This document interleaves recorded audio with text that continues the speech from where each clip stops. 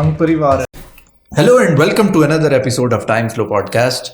आज हमारे साथ मेरे टीचर डॉक्टर मुजीब अफजल मौजूद हैं। डॉक्टर साहब अस्सलाम वालेकुम, thank you so much for coming.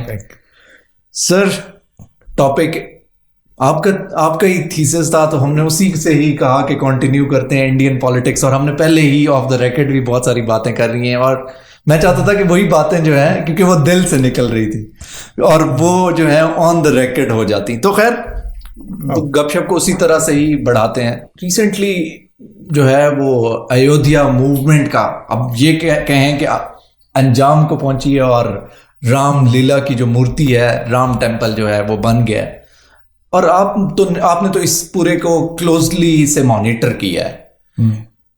क्या आप समझते हैं कि ऑफ कोर्स जो है वो इंडिया में बीजेपी को तो इस चीज का वोट बैंक जो है, क्योंकि वो मई में इलेक्शंस हैं, उसका तो फायदा होगा ही होगा, लेकिन क्या जो हिंदुत्व का आखिरी उन्होंने नेल गाड़ना था वो यही है, या दे हैव मोर ऑप्शंस जिसमें वो अपनी पॉलिटिक्स को आगे बढ़ा सकेंगे टुवर्ड्स हिंदुत्व या टुवर्ड्स हिंदू राष्ट्र?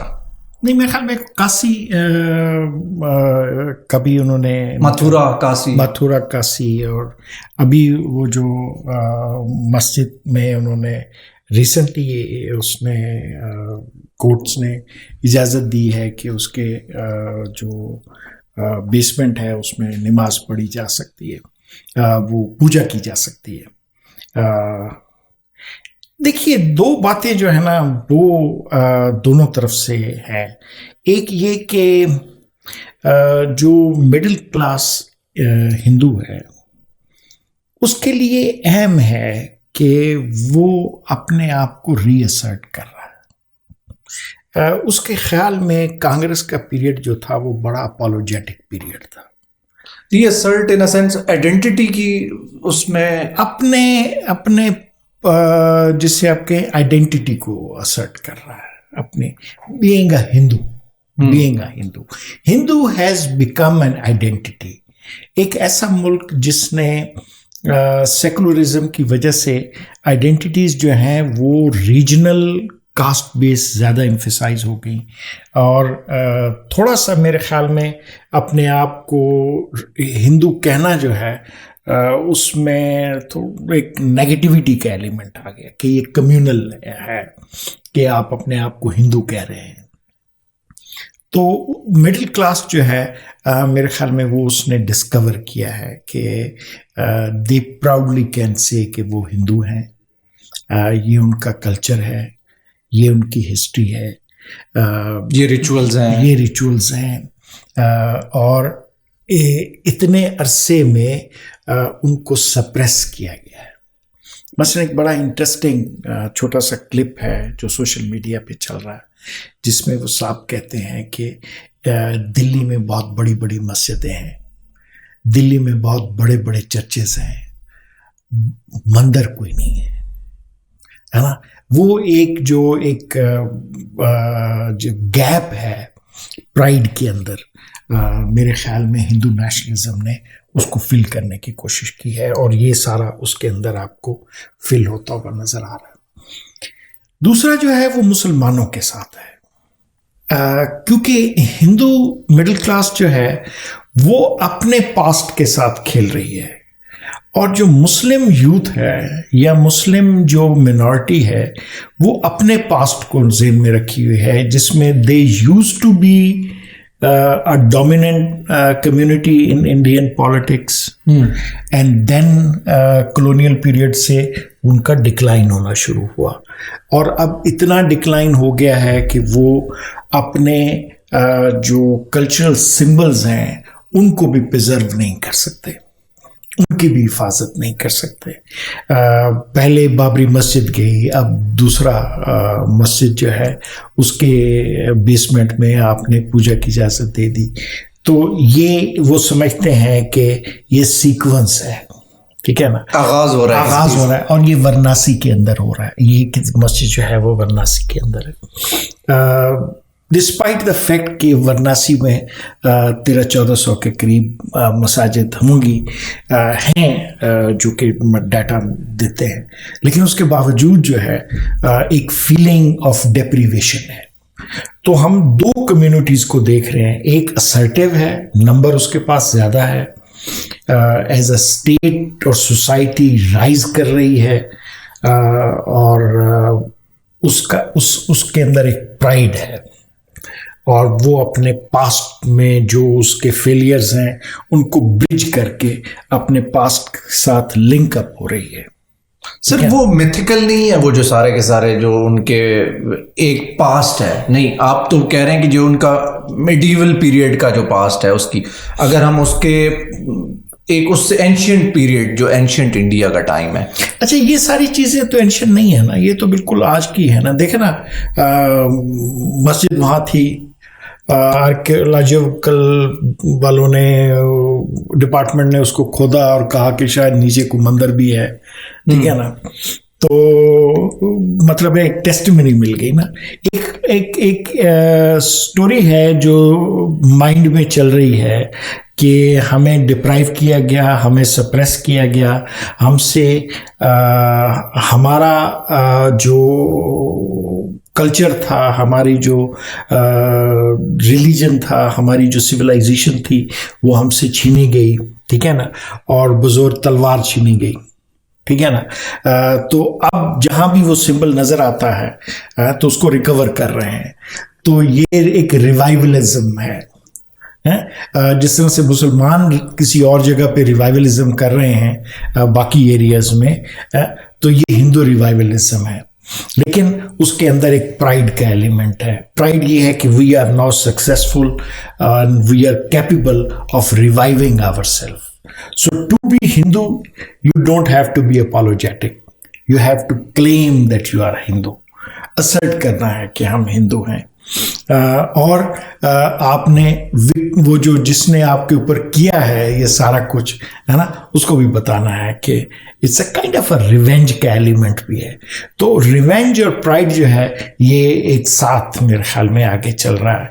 जस्टिफिकेशन जो है वो रिवेंज है, और जो एक्ट कर रहा है मेरे ख्याल में प्राइड कर रहा है। तो ये दोनों मिक्स होके एक नया जो जिसे आप कहें कि मिडिल क्लास कल्चर जो है मेजॉरिटी के अंदर डेवलप हुआ है, और ख़ास तौर पे नॉर्थ के अंदर जो है वो डेवलप हुआ है, और वो अपने आप को सर्ट करने जा रहा है। इससे आप कह सकते हैं कि इंडिया का जो बारे में सेल्फ इमेज था कि हम we are a soft state, कि हमारे अंदर फ्रेगमेंटेशंस बहुत ज़्यादा हैं, तो अब आपने उन फ्रेगमेंटेशन को ओवरकम कर लिया है अक्रॉस द कास्ट और जो रीजनल डिवाइड्स हैं, लैंग्वेज पे, सिर्फ कल्चर पे, आप उसको क्रॉस करके now you all are Hindu.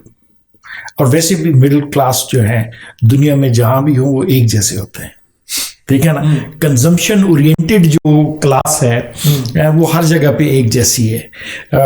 हम समझते हैं कि शायद हम एक दूसरे से डिफरेंट हैं, लेकिन हम ड्रेसेस एक जैसे पहनते हैं, हम हेयर स्टाइल एक जैसे, बोलते एक जैसे हैं।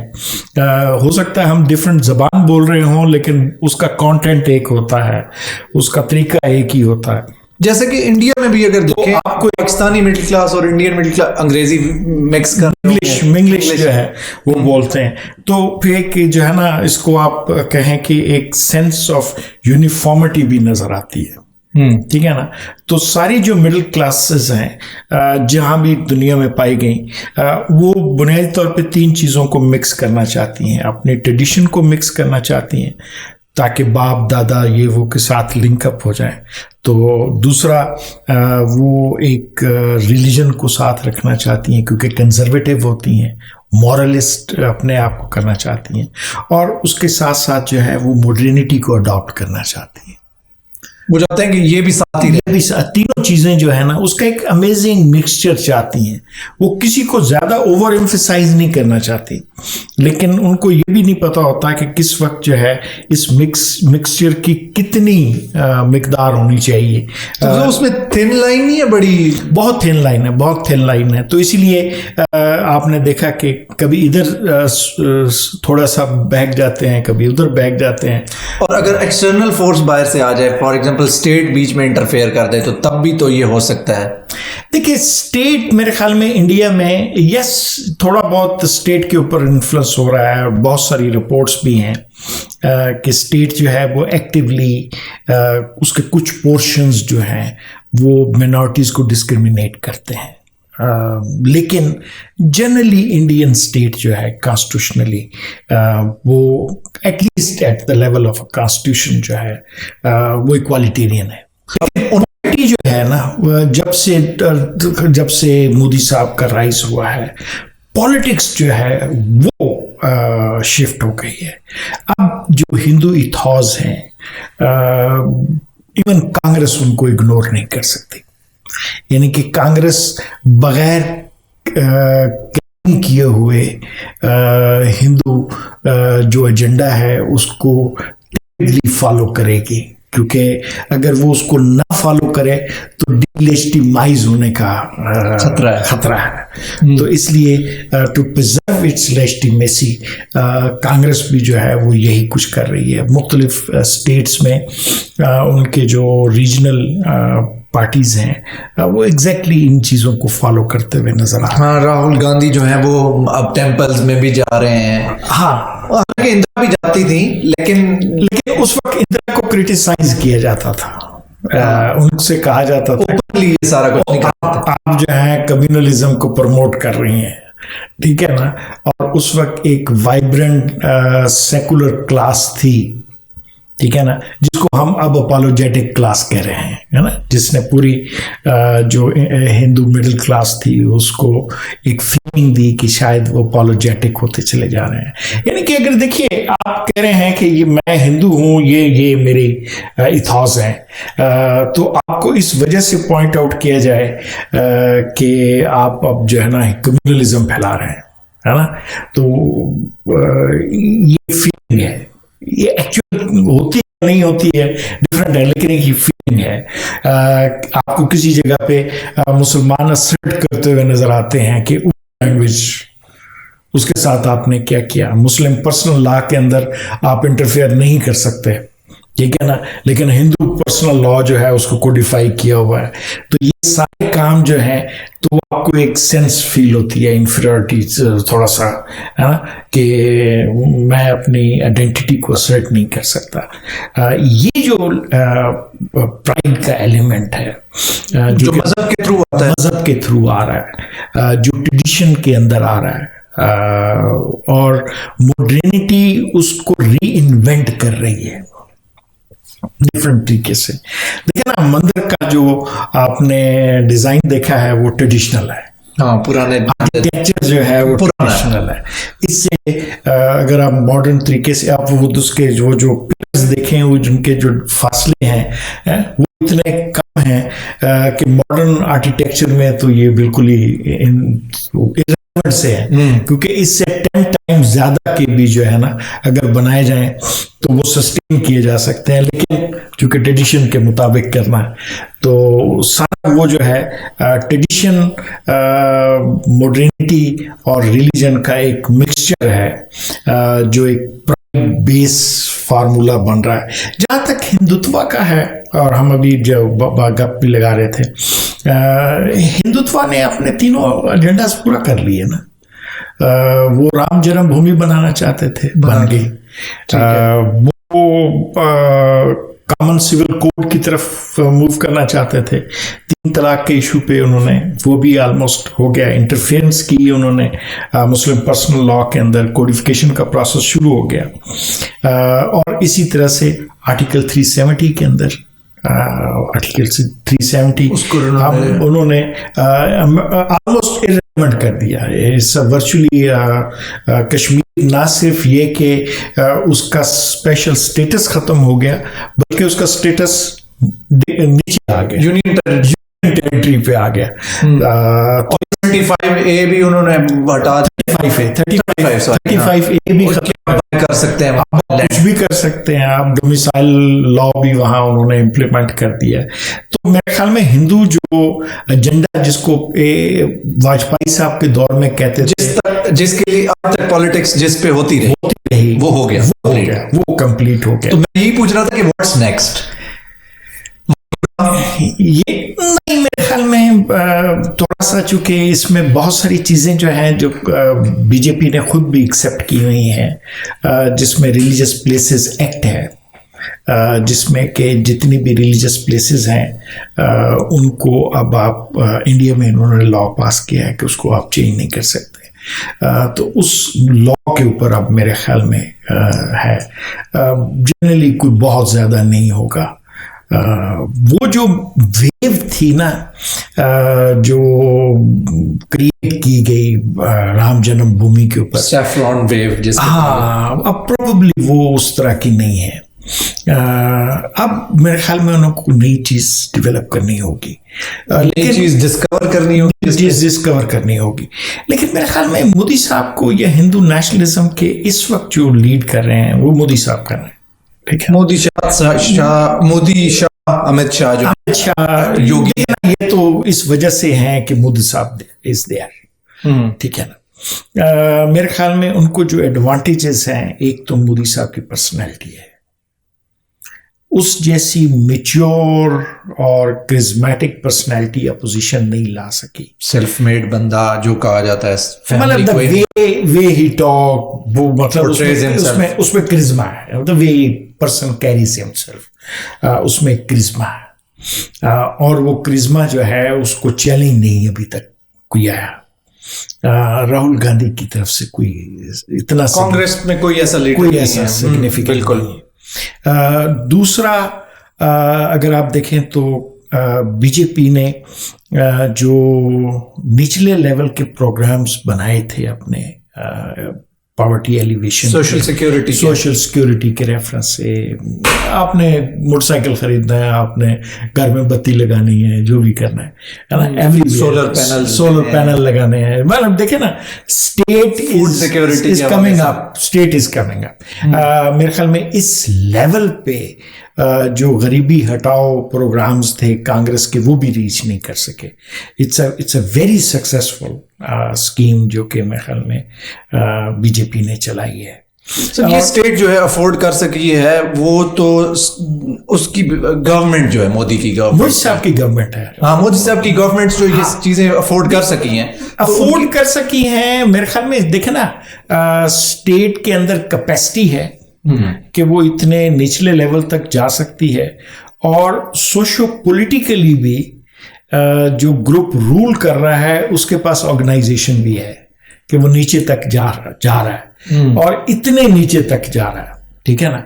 और तीसरा मेरे ख्याल में जो है वो ऑर्गेनाइजेशन है, जो हिंदू नेशनलिस्ट या बीजेपी, आप ओवरऑल तो हिंदू नेशनलिस्ट हैं, उन जैसी ऑर्गेनाइजेशन जो है कोई मुकाबले में नहीं अभी तक आ सका। जो संघ परिवार जो है, उसने उसके जो उसका जो से वेब है पूरा, जो सोसाइटी के अंदर उसने पेनिट्रेशन की हुई है, जिस हद तक उसकी जो पॉलिटिकल 100 साल भी तो हो गए ना, ये भी तो देखें, होने वाले हैं 100 साल उनके, तो उनका टाइम पीरियड भी तो है, और ये वो मूवमेंट है जो कि सरवाइव कर गई। नहीं, मेरे ख्याल में उसमें एक चीज़ जो है जिसको मेरे ख्याल में डिस्काउंट नहीं करना चाहिए, कि एक ख़ास जो सोशल ग्रुप है उसकी कमिटमेंट लेवल भी है। देखें ना, लोग अपने लाइफ्स जो हैं वो डेडिकेट करते हैं। आरएसएस का जो प्रचारक बनना है और उस प्रचारक के मुताबिक ज़िंदगी गुजारनी है इस दौर में, it's not a very easy thing. तो मेरे ख्याल में उनका जो रोमांटिसिज्म है, उनका जो लेवल ऑफ कमिटमेंट है, उसको भी अंडर एस्टिमेट नहीं करना चाहिए।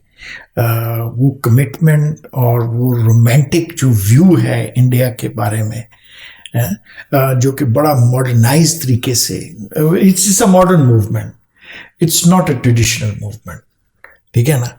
तो उस मॉडर्न परसेप्ट के अंदर जिस तरीके से उन्होंने इस मिस्टिसिज्म को ऐड किया है और बड़ा सक्सेसफुली ऐड किया है, उसको भी मेरे ख्याल में डिस्काउंट नहीं करना चाहिए कि बावजूद इसके कि आरएसएस को कई दफ़ा बैन किया गया, आरएसएस ने सर्वाइव किया और डेवलप किया।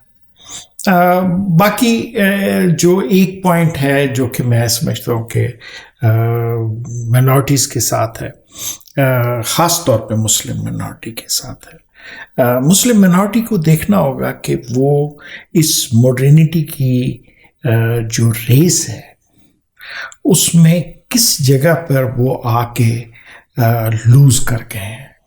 सर लीडरशिप भी तो नहीं है ना उनकी, ये भी तो देखें, क्योंकि पार्टीशन के बाद लीडरशिप तो मूव कर गई, जो मिडिल क्लास थी, अपर मिडिल क्लास। देखिए end of the day leadership तो है ना, रिलीजियस है।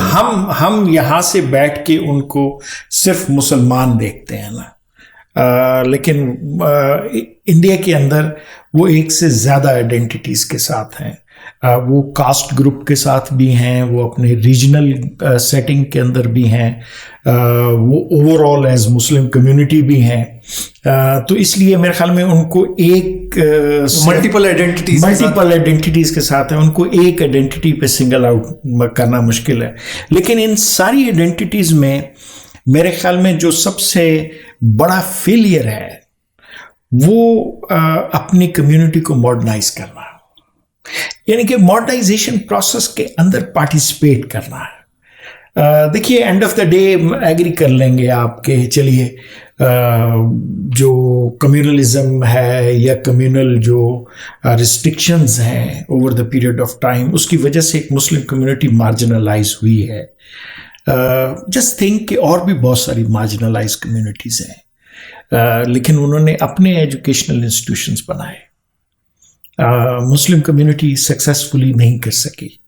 देखें ना, हमने कॉलोनियल पीरियड में आखिर इसी मुस्लिम कम्युनिटी अलीगढ़ बनाया ना, ठीक है ना। 47 के बाद कोई अलीगढ़ बनाया। इज़ देयर एनी मूवमेंट जिसमें लोगों से कहा गया हो कि वो एजुकेशन हासिल करें?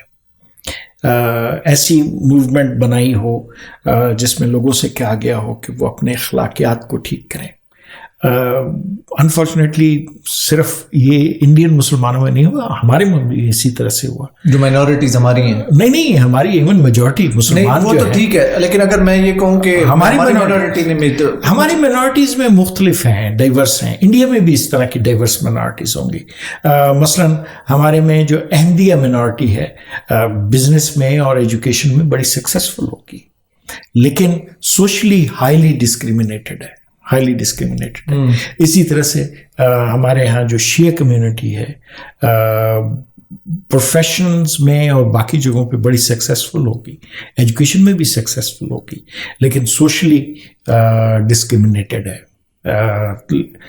लेकिन जो ओवरऑल जिसे हम मुसलमान कहते हैं, जिसमें ये बहुत सारे ग्रुप्स जो हैं वो शामिल हैं, उनमें कोई एजुकेशन मूवमेंट नहीं चली। बल्कि अगर हम पिछले कुछ अर्सा देखें पाकिस्तान के अंदर, तो अनलाइक इंडिया जो है, हमारे यहाँ कोई मूवमेंट भी ऐसी नहीं चली जो कि सोशो पॉलिटिकल हो। मसलन हमारे यहाँ कोई किसान मूवमेंट नहीं चली, अतः कि केपी में एक वक्त में बड़ी डोमिनेंट मूवमेंट थी, बाकायदा ज़मींदारों के और हम जो वर्कर्स थे उनके दरमियान हुआ। लैंड रिफॉर्म्स के लिए कोई सक्सेसफुल मूवमेंट नहीं चली। लेबर की कोई मूवमेंट नहीं चली। Apart from political agitation, student movement भी कोई नहीं चली। वीमेन मूवमेंट्स भी कोई नहीं चली। थोड़ा सा अगर हम जो औरत मार्च भी देखें, तो अगर जो एंटी औरत मार्च वाले हैं ये शोर ना मचाएं, तो औरत मार्च का भी वर्चुअली कोई ख़ास नतीजा नहीं निकलेगा। लेकिन अगर इसके मुकाबले में इंडिया में देखें, तो मुख्तलिफ कम्युनिटीज में तो किसान मूवमेंट तो रिसेंट फिनोमेना, उसके अलावा मतलब है कि हर वॉक ऑफ लाइफ में मूवमेंट्स चली। अनफॉर्चुनेटली मुसलमानों में मूवमेंट उस तरीके से नहीं चली। मुसलमान जो हैं वो अपने आप को जिसे कहते हैं ना गेटोनाइजेशन में ज़्यादा ले गए। उससे उन्होंने कॉन्शियसली निकलने की कोशिश नहीं की। कोई एजुकेशनल मूवमेंट नहीं चली, कोई ऐसी मूवमेंट नहीं चली जिसके ज़रिए से उन्हें बताया जाए कि मॉडर्निटी के साथ कैसे इंटरेक्ट करना है, नई चीज़ें कैसे लर्न करनी है। तो ये जो एक मेरे ख्याल में इंडियन मुस्लिम्स में जो कहें कि ओवर एम्फेसिस जो है ना वो आइडेंटिटी प्रिजर्वेशन के ऊपर रहा। ज़्यादा वक्त जो है वो आइडेंटिटी के ऊपर अपना एक्सटर्नल फैक्टर्स जो है उन पे दाढ़ी रखनी है, एड्रेस क्या कैसा होना चाहिए, वही मेरे ख्याल में आइडेंटिटी ज़्यादा अहम रही। समवेयर मेरे ख्याल में 30s में जब पाकिस्तान डिसाइड हो रहा था कि सेपरेशन होनी चाहिए नहीं होनी चाहिए, है ना, उस वक्त मेरे ख्याल में सबसे मेजर आर्गूमेंट यही था कि दो चीज़ें हैं, आइडेंटिटी भी प्रिजर्व करनी है और मॉडर्नाइजेशन प्रोसेस में भी पार्टिसिपेट करना है। तो वो एलीट जिसने ये तय किया कि यूनाइटेड इंडिया में हम ये नहीं कर सकेंगे, मेरे ख्याल में उसका केस ज़्यादा मजबूत हुआ कि अगर हम यूनिफाइड इंडिया में रहते तो हमारा ज़्यादा वक्त जो है वो आइडेंटिटी प्रिजर्वेशन में गुजरता। ठीक है ना। फाइन कि इस वक्त पाकिस्तान जो है कोई इकोनॉमिकली और पॉलिटिकली कोई अच्छी पोजीशन में नहीं है, लेकिन फेजेस आते रहते हैं और फेजेस गुजर भी जाएंगे इंशाल्लाह। हमारा एक एवोल्यूशनरी प्रोसेस में हम हैं। 2002 से हम एक कंटिन्यूसली एक डेमोक्रेटिक ऑर्डर चला रहे हैं, ज़्यादा सक्सेसफुली वो भी नहीं चला रहे लेकिन बहरहाल हम चला रहे हैं। और but Pakistan is the reality, Pakistan एक रियलिटी है। हमें कोई आइडेंटिटी क्राइसिस नहीं है, बावजूद इसके कि लोग हमें बताते हैं कि पाकिस्तानियों को आइडेंटिटी क्राइसिस है कि अपनी हिस्ट्री कहाँ से शुरू करें।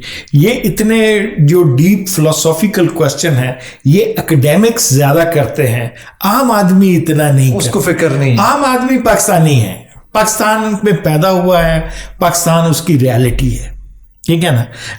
लेकिन इंडिया के अंदर जो मुसलमान है जो कहता है कि सारी अपनी मल्टीपल आइडेंटिटीज़ के बावजूद वो कहता है कि मैं मुसलमान हूँ, ठीक है ना, क्योंकि उन मल्टीपल आइडेंटिटीज़ के अंदर भी वो मुसलमान है, वो मुसलमान कास्ट के अंदर है, ठीक है ना, वो मुसलमान रीजन के अंदर है। बिहार में है तो मुसलमान और जो लोअर कास्ट हैं वो मिल के एक कोलिशन बना के तो पावर में आ रहे हैं। तो हर जगह पे उसकी आइडेंटिटी का जो एक मेजर पोर्शन है वो मुसलमान होना है। उसके लिए अपनी उस आइडेंटिटी को प्रिजर्व करना जो है वो एक मेजर चैलेंज है। और वक्त के साथ साथ ये दो चैलेंजेस जो हैं उनको एक साथ आगे लेके नहीं चल सके।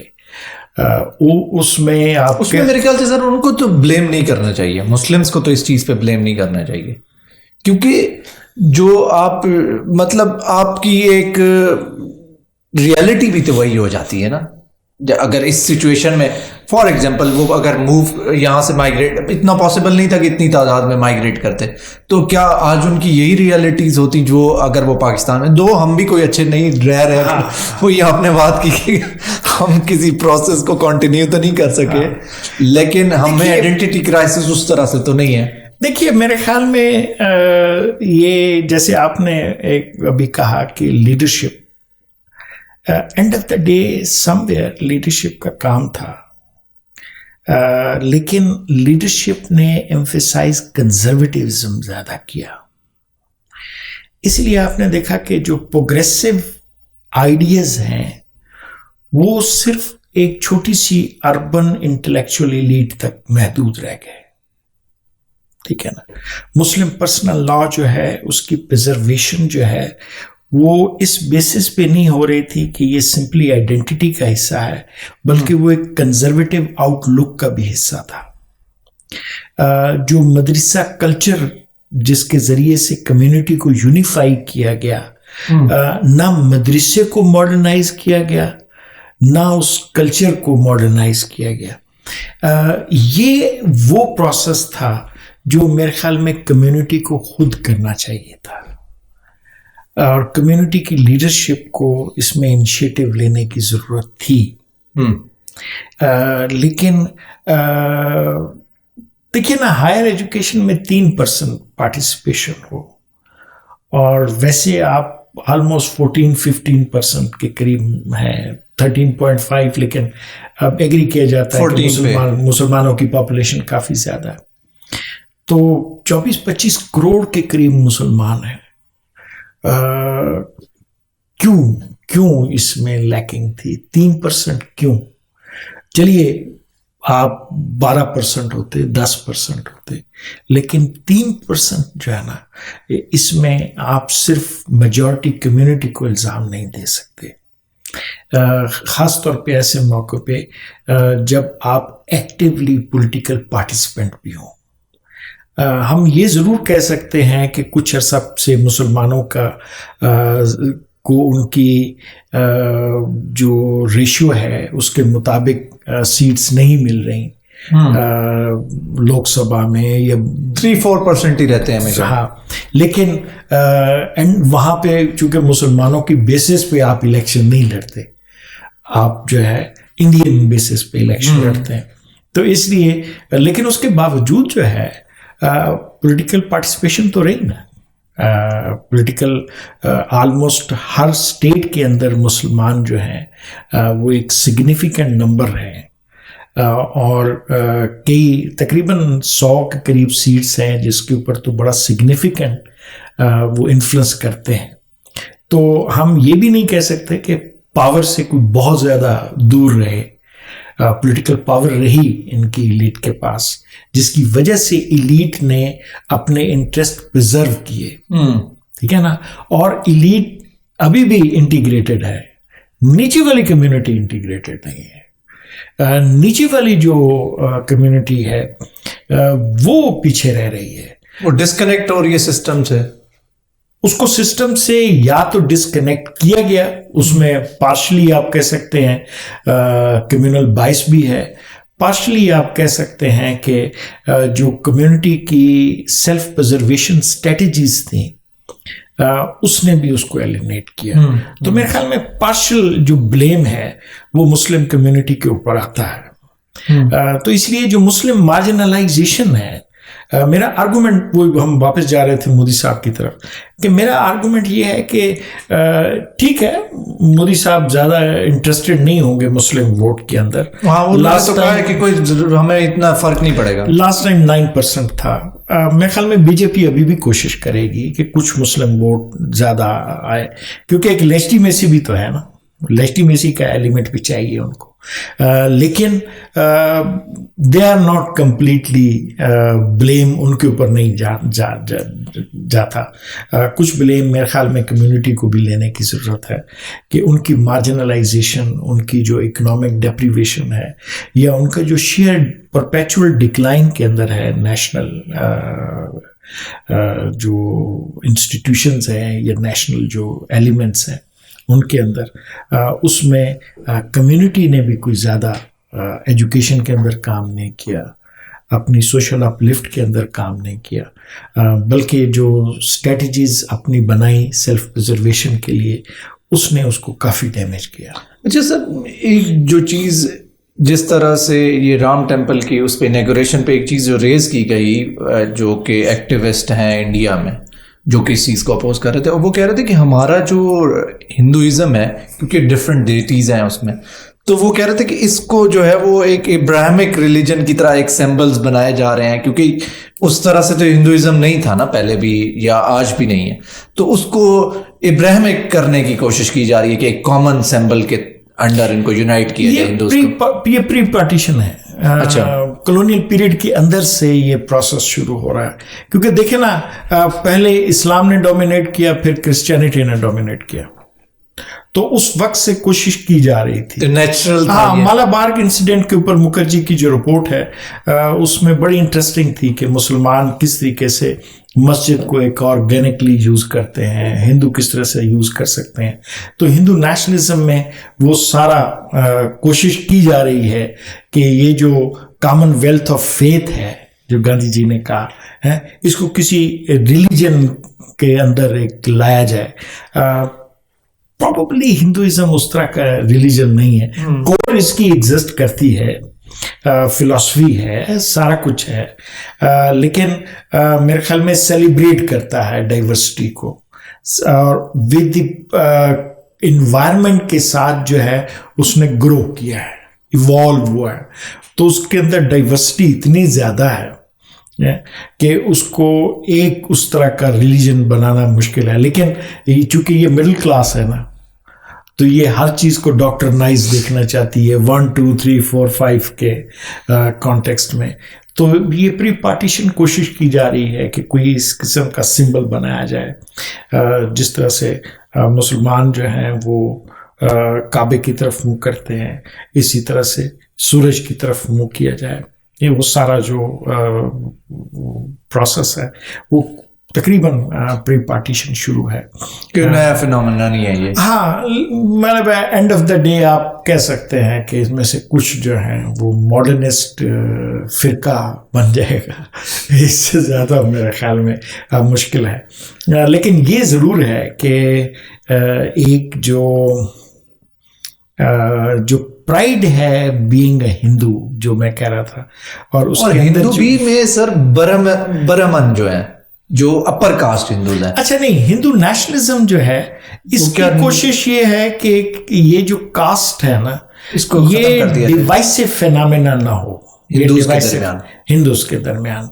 तो इसलिए आपने देखा होगा कि ये जो अखाड़ा है और वो जो शाख उनकी होती है उसमें मुख्तलिफ कास्ट के बच्चे होते हैं, सारे कास्ट के लोग होते हैं, और वो मिल बैठ के खाते हैं। यानी कि जो हिंदू नेशनलिज्म है इसकी पूरी कोशिश ये है कि ब्राह्मणिक इथॉस के ऊपर सबको यूनिफाई किया जाए। वन ऑफ द थिंग जिसमें हिंदू नेशनलिज्म जो है वो प्राइड लेता है वो ये है कि वो कास्ट फ्रेगमेंटेशन को ख़त्म करता है। कास्ट को ख़त्म नहीं कर रहा, क्योंकि वो तो फेथ का हिस्सा है, ठीक है ना। और उसकी वजह से ब्राह्मण्स जो हैं उनकी सोशली प्रिविलेज पोजीशन है। एक वजह जो हिंदू नेशनलिज्म जब शुरू हुआ तो ब्राह्मण की उस प्रिविलेज पोजीशन को मेंटेन करना भी है, क्योंकि एलीट प्रोसेस भी है ना साथ साथ, बिल्कुल है ना। तो उनको भी जिस तरह से मुसलमानों के अंदर जब प्रोसेस शुरू हुआ तो अशराफ की जो स्टेटस था उसको प्रिजर्व करना था, तो इसीलिए इसी तरह से इनके अंदर भी जो था ये ब्राह्मण की सेंट्रलिटी को प्रिजर्व करना था। तो इसलिए कास्ट सिस्टम को प्रिजर्व करना ज़रूरी था, लेकिन उसकी जो फ्रेगमेंटेशन है उसको प्रिजर्व नहीं करना था। तो इसलिए बहुत सारी स्कीम्स बनाई गई। कुछ ने कहा कि बाद में आपकी मेरिट बेस्ड कास्ट होनी चाहिए, कुछ ने कहा कि नहीं कास्ट इनसिग्निफिकेंट है, कुछ ने ये भी आर्ग्यू किया है जो फिलोसफर्स थे कि ऑलमोस्ट सारी कास्ट इम्पॉर्टेंट है, क्योंकि एंड ऑफ द डे आप ब्राह्मण से निकले हैं ना सारे, तो इसलिए आप सारे इक्वल हैं। सिर्फ फ्रेगमेंटेशन जो आपके अंदर डिवीजन है वो इस वजह से है कि आप फंक्शन डिफरेंट परफॉर्म करते हैं, और ये सोशल लाइफ के लिए है। तो ये काम किया, लेकिन बुनियादी तौर पे चूंकि मॉडर्निस्ट आइडियोलॉजी है तो इसके लिए नेशनलिज्म इक्वालिटेरियनिज्म के बगैर हो ही नहीं सकता। सब all have to be equal citizen होने चाहिए। लेकिन बाकी किधर जाएंगे? उसमें मसला जो है वो सिर्फ मिनॉरिटीज का आएगा। हिंदू नेशनलिज्म को मिनॉरिटी का आया, उनको दलित से उनको कोई इश्यू नहीं है, उनको इंटीग्रेट करने की पूरी कोशिश करते हैं। और वन ऑफ द सक्सेसेस जो है, क्योंकि बिल्कुल जब तक कांग्रेस पीरियड था ये सोच भी कोई नहीं सकता था कि कोई सिर्फ हिंदू वोट लेके जीत जाएगा। बड़ा सक्सेसफुली मेरे ख्याल में हिंदू नेशनलिस्टों ने हिंदू वोट को यूनिफाई किया, और उसमें ऑलमोस्ट सब कास्ट के लोग शामिल हैं। और सबसे बेहतरीन जो है वो तो गुजरात है, जिसमें बड़ा सक्सेसफुल हिंदुत्व एक्सपेरिमेंट है कि सारी कास्ट जो है वो बीजेपी के साथ है। ठीक है। बिल्कुल। तो इसलिए जो नेशनलिज्म है वो इक्वालिटेरियन है, सारी कास्ट जो हैं, सारे हिंदू जो हैं वो एक जैसे हैं, इक्वल हैं, इम्पॉर्टेंट है। लेकिन जो इथॉस ज्यादा अहम है वो ब्राह्मण की है। अच्छा, एक और चीज जो डिबेट ये तो चलती रहती है, क्योंकि ये है कि इंदिरा गांधी ने पहले मजहब को जो यूज किया, जिस तरह से उन्होंने पहले आरएसएस जो है वो इंदिरा गांधी के साथ ही सपोर्ट किया इंदिरा गांधी को आफ्टर इमरजेंसी जो इलेक्शंस हुए, if I am not wrong, या बिफोर, लेकिन आरएसएस ने सपोर्ट किया इंदिरा गांधी को और उन्होंने कहा कि उन्होंने बुनियादी तौर पे आरएसएस ने राजीव गांधी को क्योंकि सिंपैथी वोट उसे मिल रहा था, और उस वक्त बीजेपी जब नई फॉर्म हुई थी तो वाजपेयी साहब ने गांधीयन सोशलिज्म का स्लोगन किया, जो कि आरएसएस को ज़्यादा पसंद नहीं आया। ठीक है ना? हाँ, वो अपने आप को थोड़ा सा लिबरल नहीं, भी इसलिए कि आरएसएस के पास जो है वो दीनदयाल उपाध्याय साहब का इंटेग्रल ह्यूमनिज्म था, वो उसको प्रोजेक्ट करना चाहते थे, और सोशलिज्म और हिंदू नेशनलिज्म का आपस में कोई बनती नहीं थी। तो इसलिए उन्होंने टेसिटली वाजपेयी साहब को थोड़ा सा पनिश भी करने के लिए उनको सपोर्ट नहीं किया, और कहते हैं कि थोड़ा बहुत उन्होंने जो सपोर्ट किया भी राजीव को किया, जिसकी वजह से अनप्रेसिडेंटेड विक्ट्री थी। लेकिन मजहब को तो शुरू करना जो है वो इंदिरा ने शुरू कर दिया था ना, मजहब को इसमें यूज। देखिए 70s में जब खासतौर पे आपने जैसे जिक्र किया इसका इमरजेंसी का, तो पिविटल रोल जो है जो किया अपोजिशन में वो आरएसएस का था, इसलिए कि इतना ऑर्गेनाइज और कमिटेड कैडर और किसी पार्टी के पास नहीं था। दूसरा अगर कोई था तो वो जमात इस्लामी के पास था, और मेरे ख्याल में वो पहला वक्त था जिसमें जमात इस्लामी और आरएसएस के लोग जो हैं वो आपस में मिल के चले, क्योंकि दोनों एक ही जगह पे जेल में थे। जेलें उनकी कटी हुई थी, पता नहीं उन्होंने जानबूझ के किया तंग करने के लिए उनको, लेकिन उनकी जेलें काफ़ी थी। जितनी भी टॉप लीडर्स थी इनकी जेलें जो है वो कटी थी। तो लेकिन ये वैसे कैसा इंटरेक्शन होगा इन लोगों का आपस में? देखिए, एक प्रपोजल थी कि उस वक्त मुसलमानों के लिए भी आरएसएस को ओपन कर दिया जाए, और जमात इस्लामी शायद ये समझती थी कि वो उम्मा बेस जो कम्युनिटेरियन एक कोई उनका विजन जो है इंडिया के बारे में, उसको वो आरएसएस के साथ लेके आगे चल सकते हैं। नहीं चल सके। जो जयप्रकाश नारायण जो हैं उन्होंने इवन सजेस्ट भी किया आरएसएस को कि मुसलमानों को भी आप आरएसएस का हिस्सा बनाना शुरू कर दें, लेकिन आइडियोलॉजिकली मेरे ख्याल में मुसलमान फिट नहीं आए। तो मेरे ख्याल में अगर कोई जमात इस्लामी और इनका कोई अच्छा वक्त था तो वो वही था, और वो भी जेलों में था। उसके बाद जो है वो वापस अपनी पोजीशनों में चले गए। बड़ा थोड़ा सा पीरियड जो है जनता का जो है वह पीरियड जो था, मुख्तसर इनिशियल फेज जो थे उसमें ये सारी अपोजिशन पार्टीज एक दूसरे के साथ रहीं, और आरएसएस की ख्वाहिश थी कि एक नया कल्चर क्रिएट किया जाए जिसमें जो एक किस्म का वलायत फ़क़ीह जो है वो आरएसएस हो, कि वो बताए कि क्या चीज़ इंडियन कल्चर है और क्या चीज़ इंडियन कल्चर नहीं है। लेकिन मेरे ख्याल में वो रोल किसी ने नहीं मांगा, और then went back to the bickering, जिसकी वजह से जो जनता गवर्नमेंट है वो गिर गई। वो सरवाइव नहीं कर सकी। वाजपेयी साहब अपना दो प्राइम मिनिस्टर सक्सेसिवली, चरण सिंह साहब को तो वोट भी लेने की जरूरत नहीं पड़ी, और उसके बाद नए इलेक्शन हो गए। तो इसलिए वो पीरियड थोड़ा सा रहा, अदरवाइज कोई ऐसा वक्त नहीं आया, ऐसा कोई नेक्सस नहीं रहा, ऐसा कोई नहीं रहा। लेकिन एक है कि इस पीरियड में मिसेस इंदिरा गांधी ने डिस्कवर किया कि जो हिंदू नेशनलिस्ट हैं वो उनकी रियल अपोजिशन है, रियल अपोजिशन है। और इसलिए उन्होंने रिलीजियस जो स्टेप्स हैं वो लेने शुरू किए, काउंटर रिलीजियस अपोजिशन, इस किस्म की अपोजिशन को। ये वो वक्त था जिसमें उन्होंने इवन कुछ अरसे के लिए मुसलमानों को भी कहा कि तुम्हारे प्रोवोकेटिव एक्शंस की वजह से हिंदू नेशनलिस्ट जो है वो ऊपर आ रहे हैं। ख़ास तौर पे आपको याद होगा कि अलीगढ़ यूनिवर्सिटी का जो मिनॉरिटी स्टेटस के ऊपर था, वो इस पीरियड में उन्होंने वो रिजॉल्व करके उसको मिनॉरिटी स्टेटस दिया अलीगढ़ को, लेकिन वो मुसलमानों को साथ ही एडवाइस भी करती रही।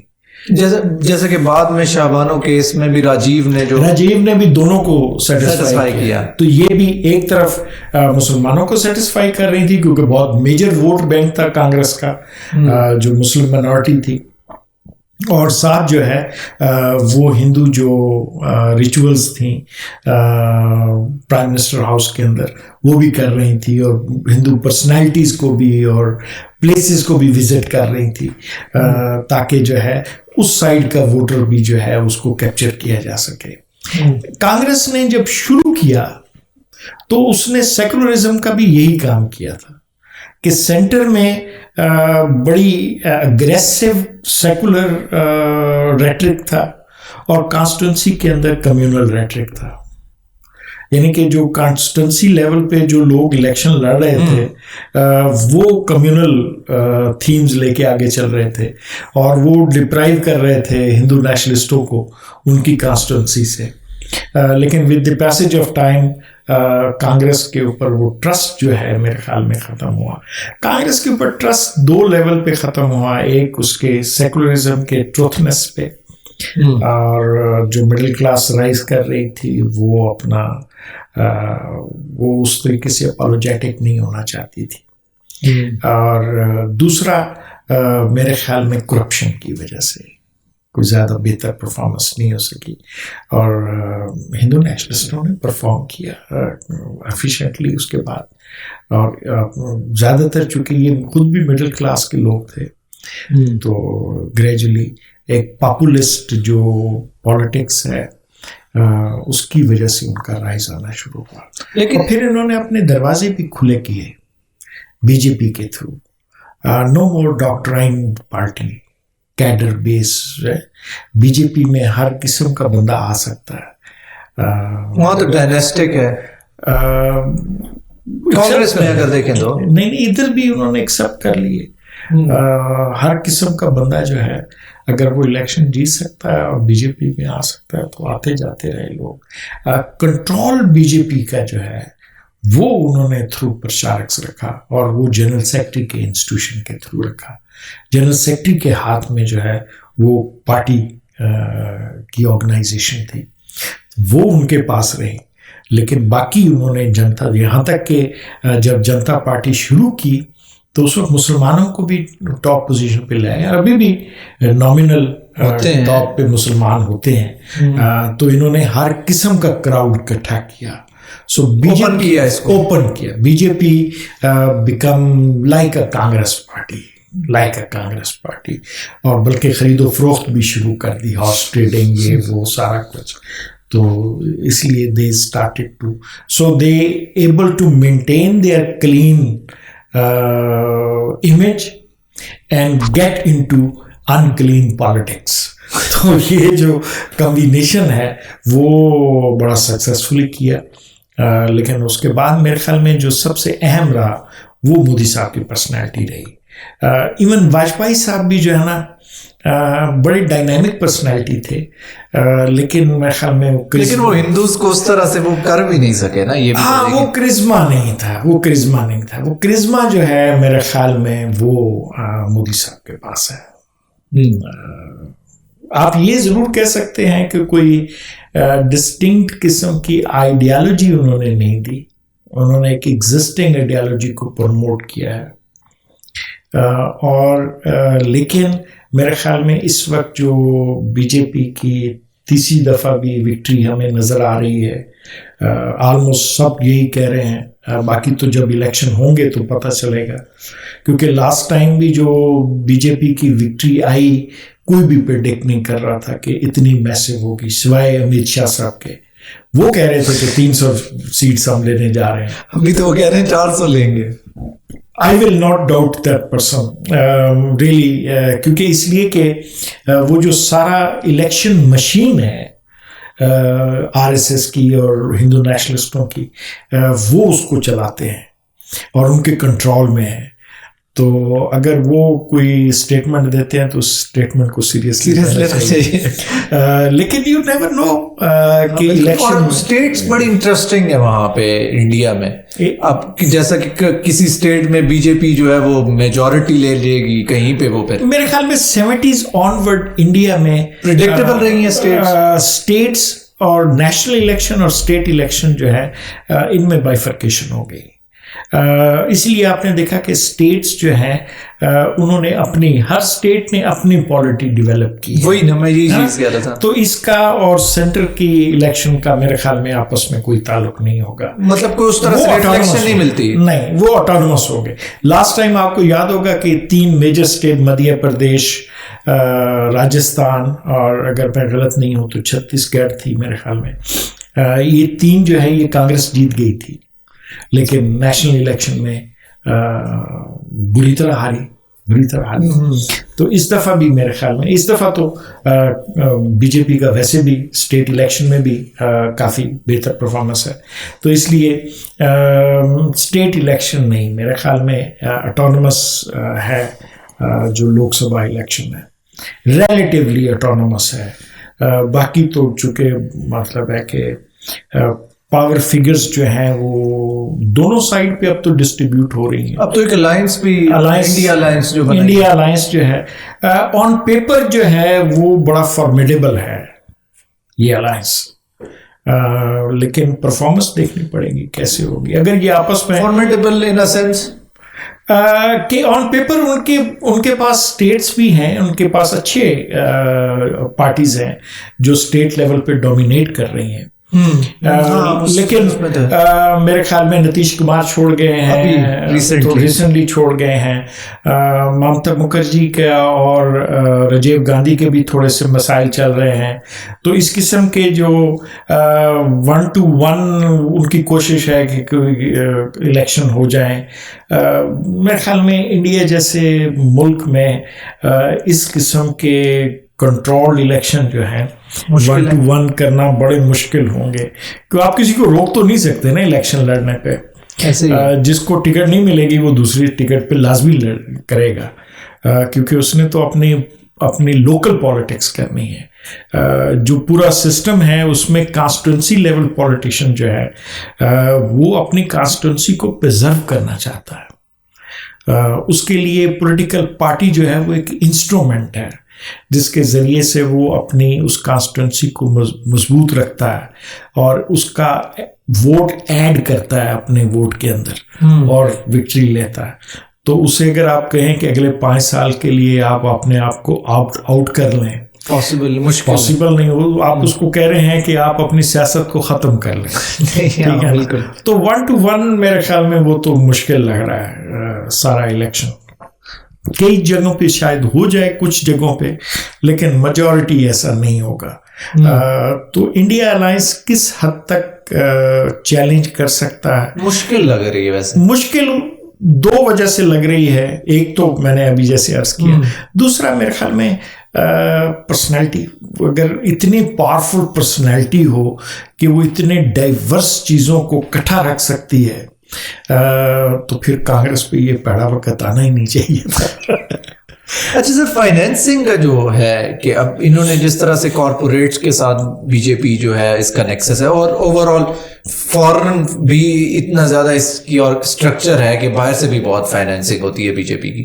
तो आप समझते हैं कि कांग्रेस के पास इस चीज में भी लैग करती है कि पैसे का भी मसला है?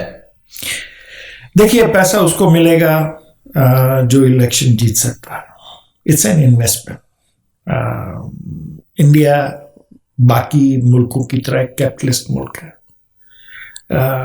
और इलेक्शन जो है वो एक कैपिटलिस्ट इंस्टीट्यूशन है। कॉर्पोरेट स्विंग कर जाएंगे, हर तरफ पैसा आएगा, मेरे ख्याल में दोनों तरफ पैसा हो सकता आएगा, लेकिन मेजर मेरे ख्याल में पैसा जो है वो बीजेपी के पास आएगा, क्योंकि देखिए अभी तक वो इलेक्शन जीत सकते हैं और फिर प्रो इंडस्ट्री भी है, प्रो हैवी इंडस्ट्री है, तो इसलिए जबकि कांग्रेस जो है उसका अपना एक टिल्ट है, वो जो जिसे बिग गवर्नमेंट या सोशलिज्म तो नहीं कहना चाहिए, वो तो ऑलमोस्ट खत्म हो गया उनका, लेकिन बहरहाल उनके अंदर वो टेंडेंसीज अभी भी हैं कि गवर्नमेंट के थ्रू मैनेज की जाए चीजें, गवर्नमेंट के थ्रू के। देखिए दरमियान में एक डिबेट शुरू हुई थी जिसमें दो मेजर स्पीचेस थी, एक मोदी साहब ने की थी जो उन्होंने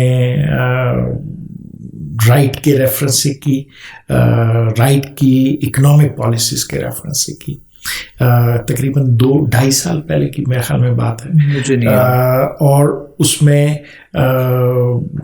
राहुल साहब ने भी की। उस वक्त इम्कानात पैदा हुए थे कि रेगुलेट फुल फ्लज एक डिबेट हो।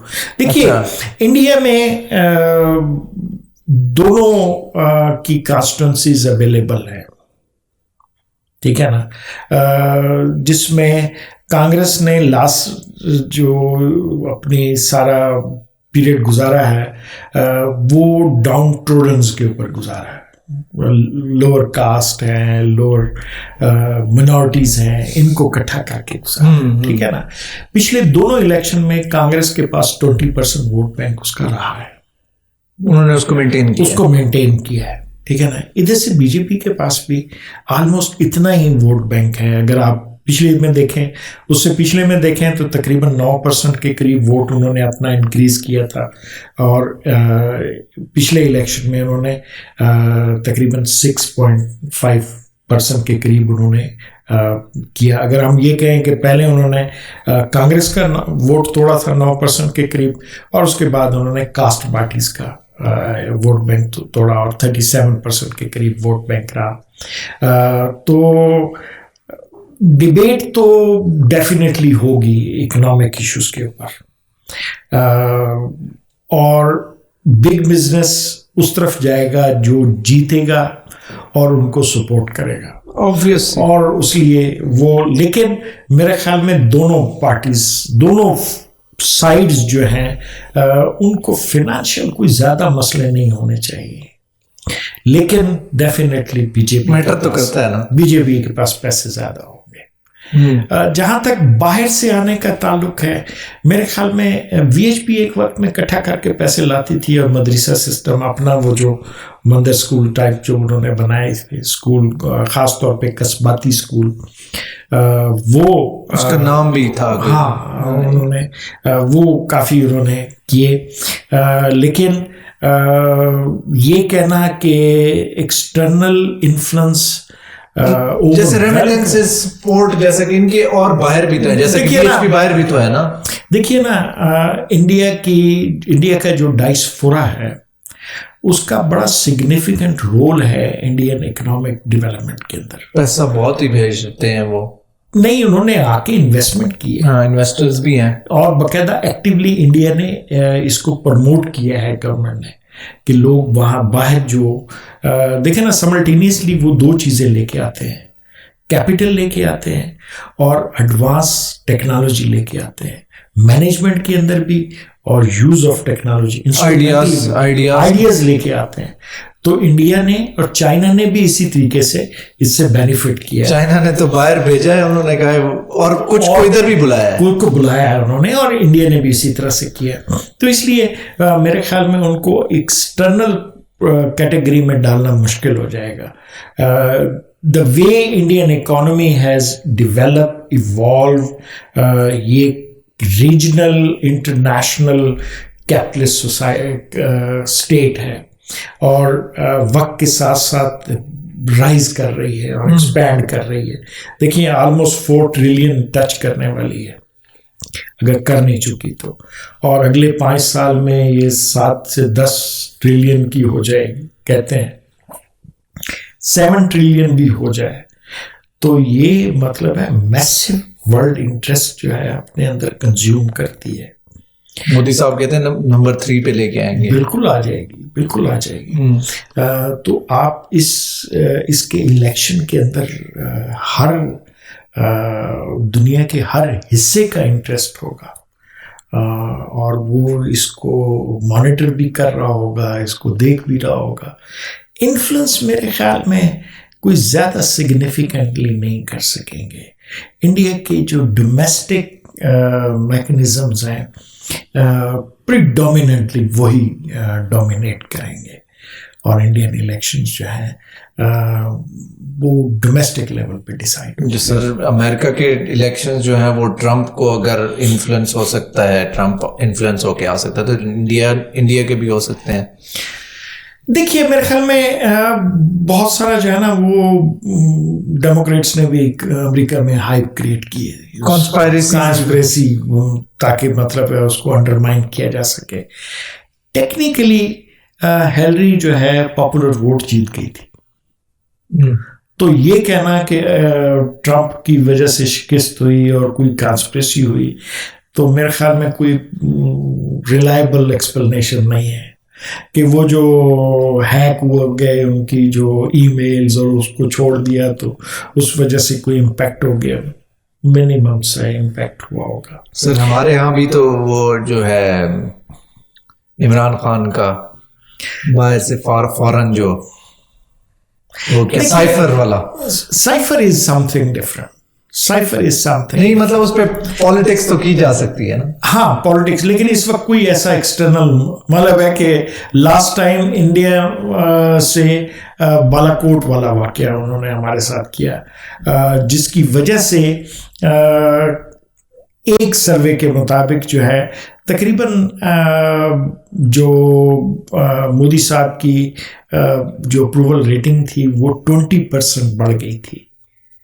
क्या आपका क्या ख्याल है, सर्जिकल स्ट्राइक इस दफा करेंगे? इस दफा कोई प्लान होगा इंडिया का, या जरूरत नहीं है उनको?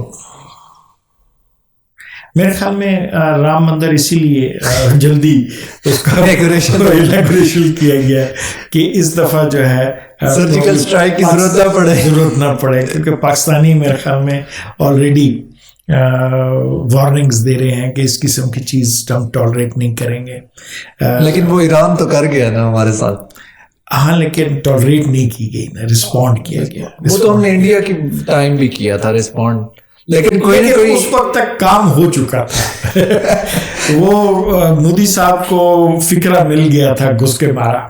हाँ ये तो है। इस दफा मेरे ख्याल में वो फिक्रा नहीं मिलेगा। उन्होंने कहा कि इस दफा जो है राम मंदिर पे कर, हाँ इस दफा घुसने का भी शायद मौका ना मिले, तो वो थोड़ा सा मेरे ख्याल में उनको होगा। बाकी पाकिस्तान फैक्टर काम करता है। हाँ वो तो उधर वोट बैंक भी है इस वजह से। देखिए मतलब मुख्तलिफ सर्वेज हैं, तो इसलिए उनके एवरेज पे अगर कहें तो ऑलमोस्ट 70% इंडियंस जो है ना वो पाकिस्तान को एक सीरियस थ्रेट समझते हैं। और जो हम समझते हैं कि हम तो नहीं है, जो हम तो डेफिनेटली नहीं, लेकिन जो है इंडियन समझते हैं। तो अगर आप पाकिस्तान और ख़ास तौर पे जो है ना रूरल एरियाज में नॉर्थ के ये कार्ड प्ले होता है, तो इसलिए अगर पाकिस्तान के साथ टेंशन हो तो उसका फ़ायदा मिलता है। LOC पे कुछ ना कुछ हो जाए, हाँ उसका फायदा मिलता है। अब देखिए हमारा टाइम भी थोड़ा रह गया है, कितने टाइम उनके पास है, मई में इलेक्शन होने हैं, तो उसके 2-3 महीने होंगे। हाँ उससे पहले ही कुछ करना पड़ेगा उनको। लेकिन मेरे ख्याल में अभी तक कोई इतनी बुरी पोजीशन नहीं है मोदी साहब की जरूरत पड़े उनको। अच्छा, जो साउथ की पॉलिटिक्स है इंडिया में, आप समझते हैं कि बीजेपी पेनिट्रेट कर रही है साउथ में? कर्नाटका में तो किया है, Karnataka is slightly different, Tamil Nadu में नहीं किया, क्योंकि वहां पे मैस्कुलिनिटी का एलिमेंट एम्फसाइज होता है, रिलीजियसली। लेकिन बाकी जगहों पे ज्यादा नहीं कर सकी अभी तक। जो ड्रेविडियन इथोस है वहां पे वो डोमिनेंट है आपके उसमें या नॉर्थ साउथ का जो डिवाइड है, क्योंकि वो थोड़ा बहुत लैंग्वेज का भी तो आ जाता है, हिंदी और हाँ थोड़ा एक जो है ना बीजेपी परसीव की जाती है एज अ नॉर्दर्न फोर्स, और लेकिन ये कि पेनिट्रेट नहीं कर रही ये भी गलत होगा, पेनिट्रेट कर रही है लेकिन उतनी ओवरवेलमिंगली नहीं है जैसा कि उसने नॉर्थ में किया, जैसे नॉर्थ में किया। फिर अगर थोड़ा सा बाइस भी अगर हम रिफ्लेक्ट करना चाहें तो कह सकते हैं कि सदर्न सिविलाइजेशंस या कल्चर्स जो हैं वो ज़्यादा डेवलप हैं, नॉर्दर्नर्स जो हैं वो वाले कार्ड्स हम भी शामिल हैं, वो वाले कार्ड्स वहां पे नहीं चलते साउथ हम में। इतने ज़्यादा डेवलप नहीं हैं, हम थोड़े से वो जो क्या कहते हैं एरियन मार्शल इस किस्म के चक्करों में ज़्यादा रहते हैं, हम मिथ्स में ज्यादा रहते हैं रियलिटी की बजाय। स्लाइटली मेरे ख्याल में इसको अगर अंडर डेवलप कहेंगे तो एग्जरीजेशन हो जाएगी, लेकिन बहरहाल हम तो बहुत अरब हैं, आप भी अरब हैं आजकल, अरब नहीं, और मैं इंडियन ओरिजिन का मुसलमान आजकल चल रही है ना कि जो अराई है और अवान है वो अरब हैं, सैयद भी अरब हैं। उसकी वजह ये है कि जो अशराफ में 4 अशराफ हैं जिसमें सैयद, शेख, तुर्क और अफगान या खान कहते हैं, ये 4 जो हैं ये नॉन लोकल हैं और एक सिर्फ जो अडॉप्टेड है वो राजपूत है। तो इसलिए मेरे ख्याल में हम में से हर कोई जो अपना इंसेस्ट्री ढूंढता है वो सेंट्रल एशिया में या इधर उधर ढूंढता है ताकि साबित कर सके कि वो उसका ओरिजिन एक्सटर्नल है। हमारे यहाँ अशराफ एक्सटर्नलाइज्ड है, तो इसलिए हम ज़्यादा अपना ओरिजिन बाहर, तो फिर इसलिए डिस्कनेक्ट भी है इस मट्टी से। मुस्लिम जो है वन ऑफ द रीजन जिसके जरिए देखें ना, हमारी होली लैंड जो है वो पाकिस्तान में तो नहीं है, अरेबिया में है, हमारा रिलीजन वहाँ से है। और वैसे भी हम थ्योरेटिकली मुसलमान जो है वो वतनी जो नेशनलिज्म है या जिसे कहते हैं जोग्राफिकल नेशनलिज्म उसमें बिलीव नहीं करते। जो पैन इस्लामिज्म भी, हम पैन इस्लाम वाले ज़्यादा हैं। हम उस वक्त ज़्यादा पाकिस्तानी होते हैं जब दूसरे हमें इनकार कर देते हैं। तो जब अरबी जी बिल्कुल, जब हमारे साथ ये सलूक करते हैं तो फिर हम ज़्यादा पक्के पाकिस्तानी होते हैं। अदरवाइज हम नहीं, आजकल जो है वो कलर्स पे, फिर तो हम इंडियन जब कलर पे आते हैं तो वो हमें भी इंडियंस के साथ मिक्स किया जाता है, तो फिर हम कहते हैं यार चलो हम भी यहीं के ही हैं। मेरे ख्याल में मेजॉरिटी जो हम हैं सारे लोकल हैं, इंडियन है ना बेसिकली जो, और अगर कुछ बाहर से जो आए भी थे वो भी मैरिजेस, इंटर मैरिजेस की वजह से उनमें भी काफ़ी उनका जो जीनोम डीएनए जो है ना काफ़ी हद तक नॉर्मलाइज हो गया। तो बाकी तो मेरे ख्याल में पिगमेंटेशन है जिसकी वजह से कहीं पे कलर ज़्यादा फेयर होता है, कहीं पे कम होता है, इन्वायरमेंटल रीजंस की वजह से। अदरवाइज जो हमारा डीएनए है वो ऑलमोस्ट सारों का एक जैसे ही है, कोई मेजर सिग्निफिकेंस नहीं है जिसमें हम स्टैंड आउट करें दूसरों। इसलिए आप इंडियन हैं? नहीं, मैं मतलब इंडियन ओरिजिन के मतलब नहीं, मैं वैसे भी इंडियन ओरिजिन का हूँ। मेरे मतलब है हिस्टोरिकली भी हम, मुझे बाहर नहीं थे, हम यहीं से थे। तो हम यहीं से थे और तो इसलिए मुझे कोई ज़्यादा मसला नहीं है। तो जो अपना उसने कहा था ना, उन्होंने कहा था अपना मौलाना आज़ाद में, I have 2 prides, being a Indian and being a Muslim. तो मेरे ख्याल में हम सारे मोर और लेस जो हैं इन 2 प्राइड्स के साथ हैं। लेकिन डेफिनेटली पाकिस्तान बना के हमने अपने ऊपर मेहरबानी की है, वरना हम भी आइडेंटिटी पॉलिटिक्स में फंसे होते। सही। चलें सर, बहुत शुक्रिया आपका, बहुत अच्छा लगा आपसे दोबारा एक गुफ्तगू करके। मैं क्योंकि मेरी ये एक इंटरेस्टिंग टॉपिक है इंडियन पॉलिटिक्स पे बात करना, दो मुझे इंडियंस की तरफ से गालियां तो बहुत पड़ेगी कि भाई तुम कौन होते हो इस टॉपिक पे बात करें, ये हमारा हक है, ये फैक्ट है। तो इंशाल्लाह फिर नेक्स्ट किसी पॉडकास्ट में। बहुत शुक्रिया। शुक्रिया।